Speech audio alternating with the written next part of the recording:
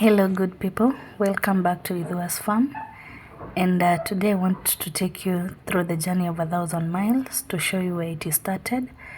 This is the land that we leased. This is how it looked the first day we went on a site visit.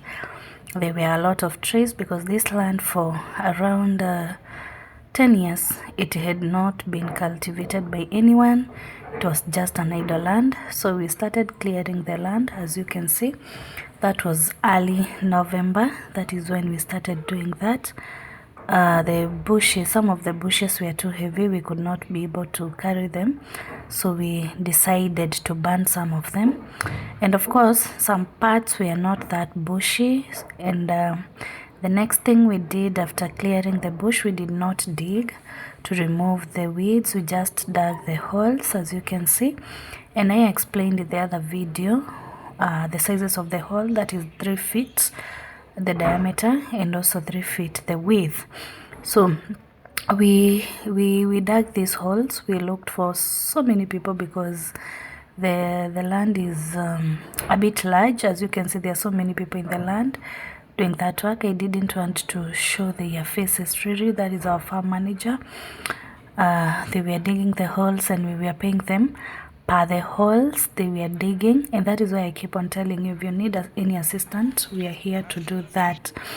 The next thing that we did is after we dug the holes, you can see this is now the downside of the land. You can see the land is up to up there where the road is.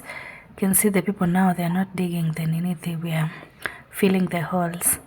Then this is now Mr. Gidhua, the owner of the farmer. After we filled the hole, we put the manure, then we placed the hay. We explained that in one of our previous videos. Mr. Gidhua was now explaining to me on a camera what exactly they are doing and why they are doing that. So we put hay there, and also 2 buckets of manure. First of all, you put 2 buckets of manure, then you put hay. And the hay, we said that the hay that you put on the top, 1 bale or 1 heap can go to around 6 stems or 6 pegs where you are planning to plant your young coffee. You can see the peg is still there. That is very important because that is what will guide us to know where we are supposed to plant the coffee. That is Mr. Gidhua showing that they have already mixed the goat manure with the topsoil. It was really dry actually, but we were running behind time because we knew if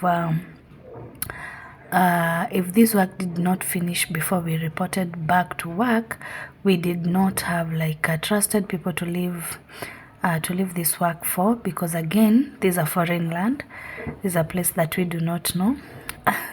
And even the people who were coming to do this work, we did not even look for them. We were going in the morning and we were waiting for people there, and they could bring themselves.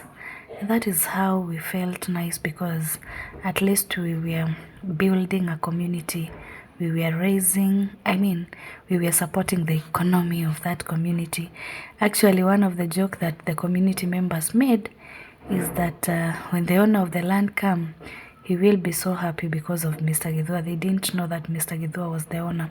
So immediately we finished putting the hay and the manure. Imagine it rained, and we were so much happy because for all these works we did it when it was really dry, no rains. That is in November, December. So around December, at the end of December, that is when it started raining, and we really felt like God had blessed the work of our hands, and we didn't have anything else to do but to plant because we had already prepared our land. So that is me planting. I told you that first of all you're supposed to compress that mud down there, so that you make sure that as you plant the young coffee, it is not compacted or solid. So we planted our coffee, that is me planting it, and we explained how to plant it properly. You can see the peg that was there, that is the stick. I've just removed it to show me where exactly that we are going to plant that coffee. So this is a journey of 1,000 miles, and I can tell you for sure, if you want to do farming, it's not for the faint-hearted, because you shall see that it's really difficult, but we really tried. So we also had other people who were helping us to pour water, because again we planted this coffee on January, and we had hopes that God would give us rains. We struggled with no rains. We could pour water to this coffee. You can imagine like around 1,000 bushes, you know, watering them, and you're supposed to give them 4 liters each. So that is how I planted the coffee, very carefully, because the young coffee is really delicate. You can see me doing that. Yes, that I really was enjoying that part of planting the coffee, because I had waited for that. So that is our coffee when we planted it. Of course, it had to first of all look like it was dying or withering, because now it is trying to adapt to the climate of this place, because these are coffee that we bought from another place, and again we've just removed it from the paper where it was in.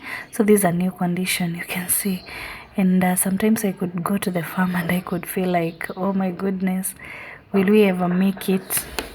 But I can tell you that if you have passion for something, and if you know whatever you're doing, you will be encouraged to continue doing the same. So that is our coffee. We kept on watering it. After every 1 week, we could give the coffee 4 liters of water. You can see it started now growing even in heat, and I was so happy. And I tried to you know, to take a video of the whole land, and you could not tell whether there was coffee in that land. You can see how the sand was a bit dry. Then one day we go to the farm, and the coffee looks like this because of the sun. Oh, we felt so sad, but our coffee advisor kept on telling us that for as long as the tip is not dry, for as long as you can see the green leaves, you should not be worried. It kept on deteriorating, because again the sun was really scorching. The place where we have planted this coffee is a bit dry, and even after watering it 4 liters every week, the soil there is sandy, so the water drains too fast. So we encouraged ourselves. Actually, these moments I tried to avoid to go to the farm, but Mr. Gidwa is one of the resilient people. He kept on going, telling me the coffee is okay for as long as there is a tip. You can see the tip is still growing. We just encouraged ourselves. You can see, yeah, it reached a point, all the leaves now are down. You do not know what to do. Yeah, it does not even seem to be growing. Remember, we planted in January. So what we could do is that we were replacing some of the coffees that dried up, because of course they dried up. You can see we were putting them in paper and placing them in a nursery to see whether we could revive them. Then finally the rain is here. Our coffee is well grown. You can see, yeah, there's a day that we went with Mr. Gidwa to just check the farm. You know, we really blessed the Lord, because when the rain rained, actually the coffee picked up very quickly. You can see that one, the coffee was around 4 months. Then now the coffee is around 7 months. You can see it's even having branches, various branches. We have really taken care of the coffee through spraying, you know, through even spraying the weeds to remove them from the farm. You can see our coffee, the way it looks healthy. It's really motivating, and I would like to encourage any coffee farmer out there. This is the way to go. This is not a short-term investment. it is a long-term investment. And at least, by the way, I've never been this happy watching something grow, you know, seeing it from it being a seedling, from a seedling bed to the farm, and it growing this way. It's really encouraging knowing that in Kenya, I think that is really giving people good money, and it does not require you in the farm for long. I mean, like every day is coffee. And again, I keep on reminding you, this is a leased land. It's a land that we have rented per se for some years, and we know when we shall be getting out of this farm, we shall have our own farm, and we shall have our own coffee.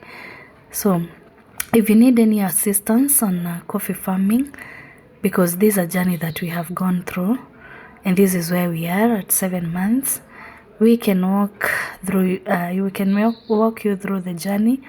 We can show you what to do in times of, you know, sometimes you feel like you're even discouraged, but we are here for you. And I keep on saying that Mr. Githua's number is 0700 861 988.